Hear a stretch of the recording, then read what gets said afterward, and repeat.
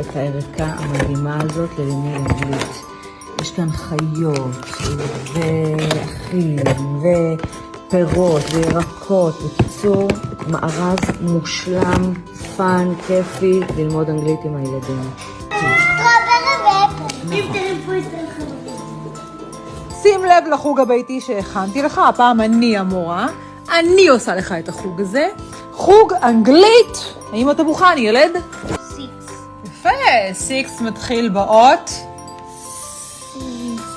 S.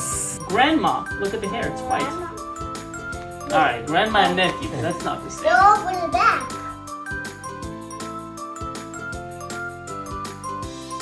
מוכנה? כן. איך אומרים את זה באנגלית? בננה. בננה. איזה צבע בננה?